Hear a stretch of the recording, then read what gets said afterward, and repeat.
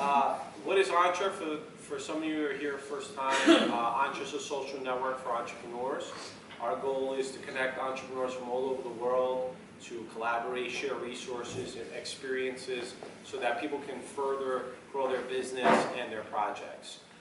We do have an event next week, Future of Sports at Microsoft on Tuesday. If anyone's interested in that, please reach out to some of the volunteers here. They'll get you set up. And we will have our happy hour here next month as well. So, with no further ado, we have Samir Maskey, right? So Samir is founder and CEO of Fusemachines. You're also an adjunct professor at Columbia, computer science degree, doctor, right? Ph.D. I mean, I can go on and on. So, but tell us about yourself, who you are, before we get into Fusemachines, but who are you? So I'm Samir. I grew up in Nepal, came here for college, studied physics and math, and then went on to do a Ph.D. in computer science. My mom in Nepal, in developing countries like Nepal, all moms want their sons to be doctors. So it took a little bit of convincing to my mom, saying, you know, I'm going to study not medicine, and then went on to study computer science. And then got my PhD in computer science, then worked at IBM Watson for lots of years, working on speech-to-speech translation systems. What does that mean, speech-to-speech? Is that like translation for computers to identify voice recognition, or? It's actually, you speak in English and it will translate, like the Google Translate, but before Google Translate. Okay. Right, so I got my PhD in 2007, 2008, and Google Translate was just coming up, and what we were working was speech translation system in embedded devices to be used in other countries where they would speak Iraqi, Pashto, and those kind of languages. And then it would translate into. So it would translate English to Iraqi, Pashto, and then it would translate it back. Awesome. So you came from Nepal. How was that? How was that transition from Nepal to, where did you end up when you came to America? I ended up in Maine. Okay. Maine's nice. So in fact, Bates College had just said fly to Portland, right? I did not know at the time there's two Portlands. So I went to the ticket agency in Nepal. I said, get me a ticket to Portland, and they got me a ticket to Portland, Oregon. Found out at the very last minute, so I managed to fly into Portland, Oregon. That was the first time I took an airplane to come to the college here in the U.S., in Maine. How was that when you came here? What drove you to go and get your degree? Were you worried that, hey, you know, I need to make this happen because I don't want to go back to Nepal, or what was your journey? What were you looking for, your vision at that point in your career?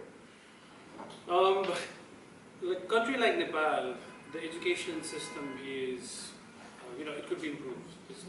It's a developing country. There's not enough resources. The teachers, a lot of the good teachers actually go away to study abroad and so forth. So my intention was to find a place where I could really good, high quality education. Okay.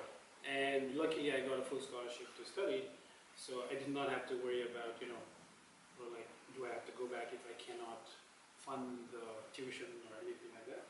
So I was able to come here without all that stress and just take in all that learning experience I could get during 4 years of college.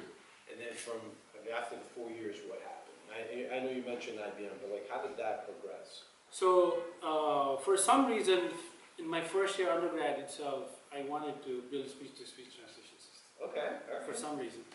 And so I started trying to do research. I found a voice recognition book in the library, when libraries were still common to be used.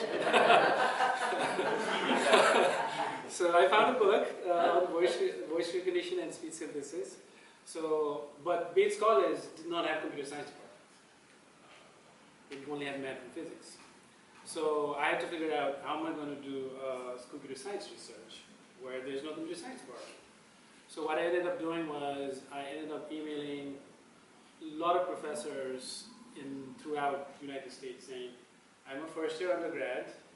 I will try to find a research grant. Just please take me as a student to do voice recognition research. Nobody replied except one professor out of Alabama in Auburn University who said, if you're going to find a research grant yourself, come over. And so that started my machine learning AI research. How many did you send out? Like, what was the number of how many letters or? It was a lot, like about 30, 40 maybe. Really? And only one responded? Only one responded. But after the first year of research, I had done the whole summer of research trying to build speech synthesizer. So second year, a lot of people replied. And in fact, one email landed up in the Dean of School of Computer Science at CMU. And he forwarded the email to a professor who was pretty much the father of speech synthesis. And then he wrote me an email saying, do you want to do research with me? So, as a second year undergrad at that time, getting such an email from one of the most famous professors out of CMU saying, you want to do research with me, completely changes your life, right? It's like your luck, like wow, that Exactly. happened. But it's not luck because if you didn't do the research, that might not happen. True. So, second year I did more speech synthesis research. Second year summer I did speech recognition research. Then I also did research at Caltech and at Georgia Tech. I kept on applying for research grants after research grants. Kept on doing research on speech recognition system, speech synthesis system, and built the first Nepali speech synthesizer. And then after that, by senior year, I knew I wanted to do research all my life. I don't do it right now, but at that time that was all I wanted to do. So after that, I said, okay, if I want to spend all my life doing research, what's the next career choice? So in the end of junior year, beginning of senior year, PhD is the right thing to do. So I applied for a bunch of programs, got into a bunch of schools, and I picked Columbia. And then you finished Columbia, and then you end up. What was your first like? Where'd you end up at IBM or not yet? You were. So after finishing Columbia, I landed at IBM Watson Center. And this dream of building speech-to-speech translation system, right? Like first year undergrad, now finishing PhD, still doing speech research, still doing speech recognition systems and so forth. At that time, this is 2008, IBM had one of the best, and still does, one of the best speech research labs, and had one of the best speech-to-speech translation labs under a program called Transtech. And so I applied there, got a job, so it's been the dream, what I wanted to do for all along, trying to build a speech-to-speech translation system, and so I was able to do it. So let me ask you this now. Let's say I'm not that smart, but if you wanted to explain, really I'm not. But if you were to explain how speech translation works in the system, what's like an easy metaphor to use?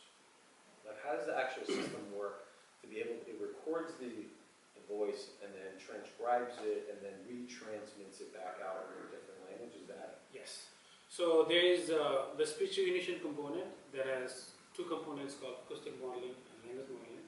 So whatever you speak, like the thing that I'm speaking right now, it transcribes you. There's a device that takes the speech signals, convert into something called capture vectors, and then build these statistical models to transcribe into potential words, a sequence of words I'm speaking.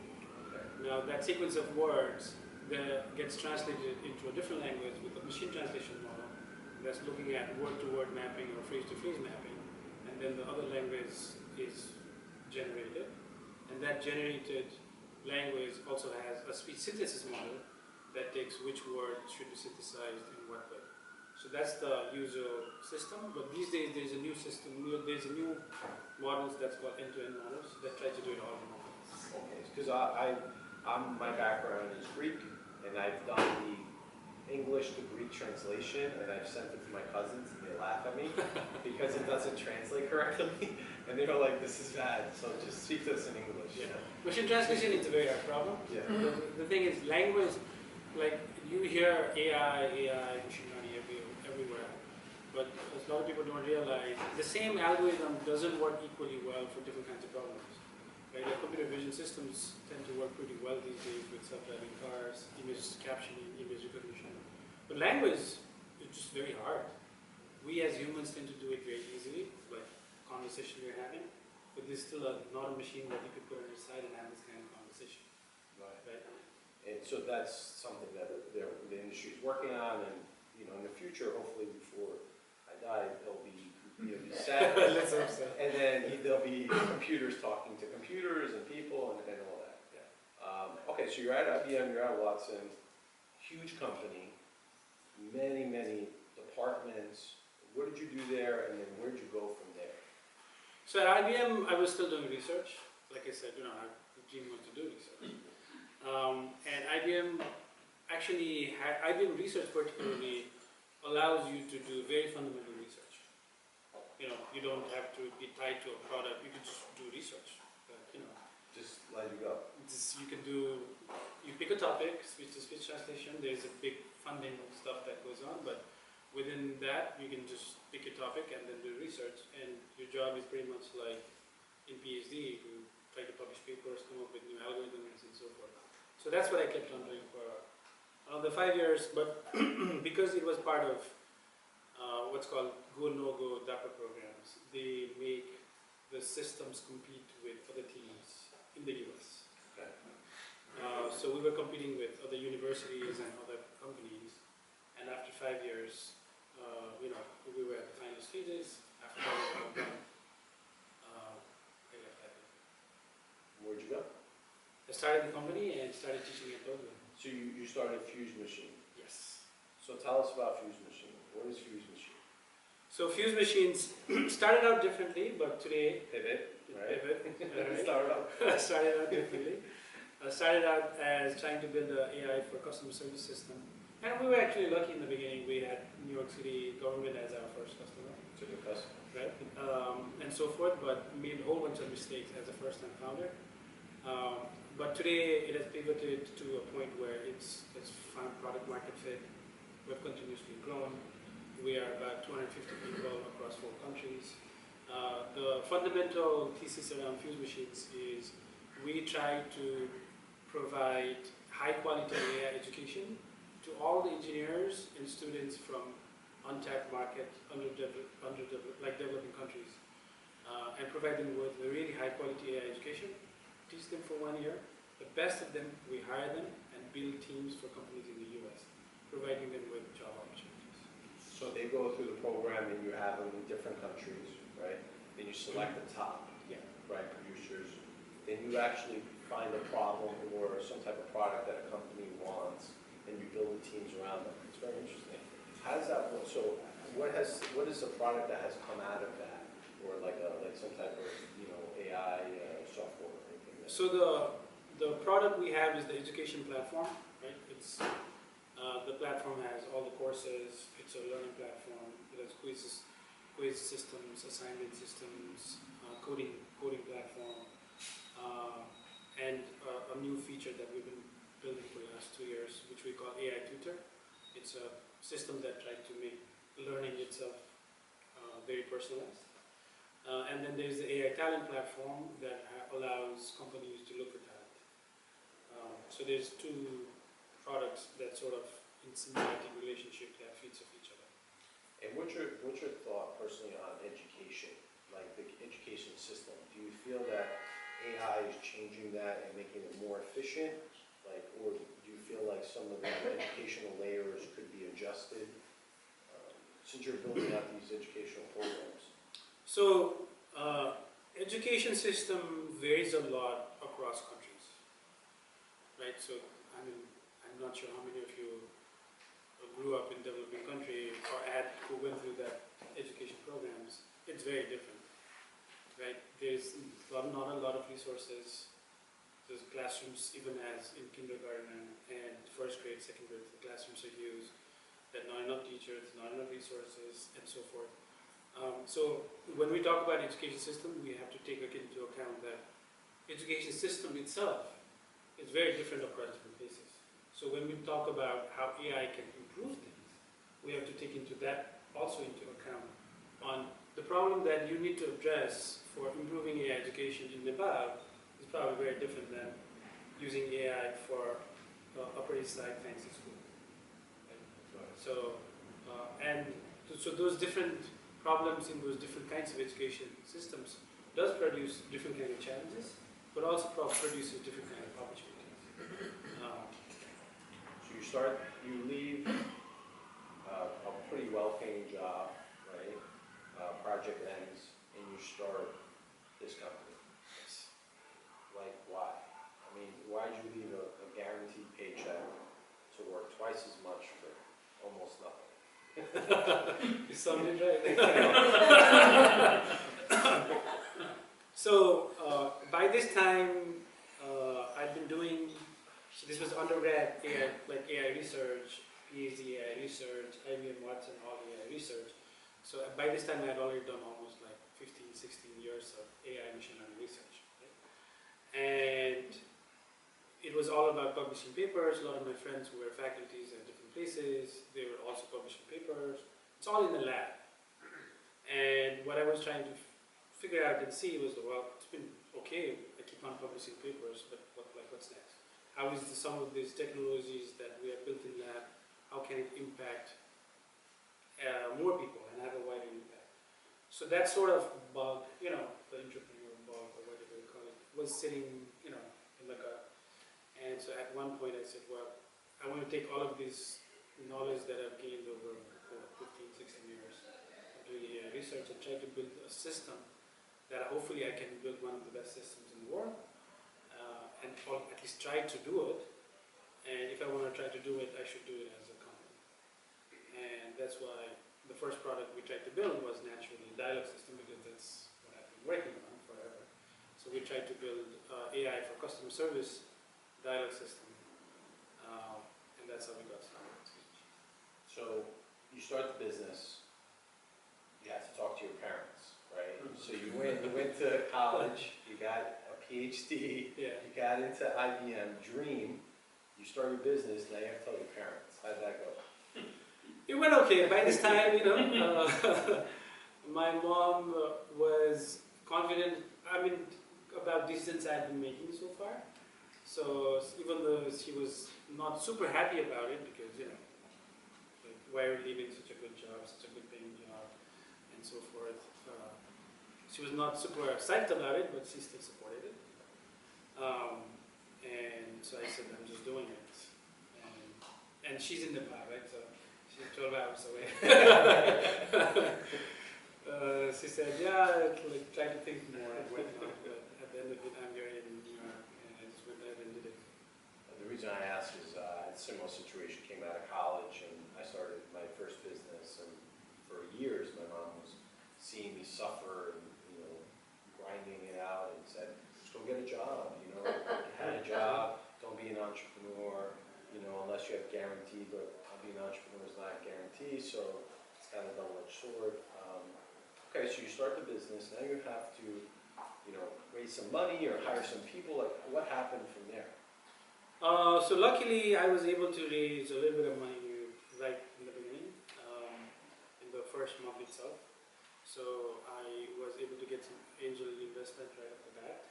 That allowed me to hire a small team in Nepal, and then a small team here. And then so I started building up the product. And in the beginning, especially engineers in Nepal, they were not really ready to code anything, because they're very fresh graduates, haven't gone through the training programs.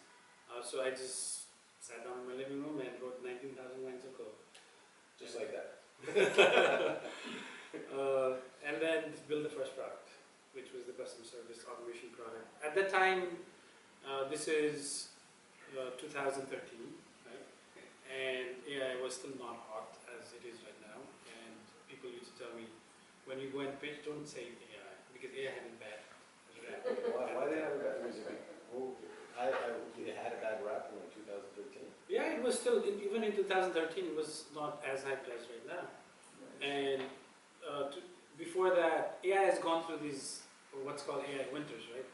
Where AI is supposed to change the world, make everything automated, have Terminators walking around, but didn't happen. So the first winter came, second winter came, and so this was, a lot of people it was still in research labs. People were not really of the belief that AI would change a lot of stuff. So, but what we were doing was essentially AI, but in the computer science lingo, it's a dialogue system. So when I went and pitched, for example, in New York City, and we had to pitch all the way to deputy mayors, we went in and didn't say at all AI system. We said, we have a dialogue system that will automate customer service. That's what we did. So, so you get a little bit of money, you start pitching, you get the New York State government, right? Yes. To come in and supply you with a contract. You have to build out a team. Like, how'd you go find people? Like, did you have a network? I asked one of my friends who was working in one of the banks to leave the bank and join us. Okay. He was also tired of the banking world, so he joined.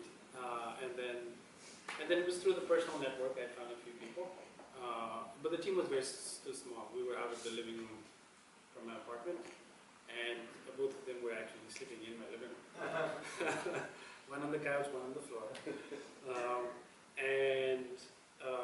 We just kept on doing that. But I think getting New York City government as a client sort of helped us solidify the pitch to the VC firms. So in 2014, we did our first round of funding. So tell me about that. So now you have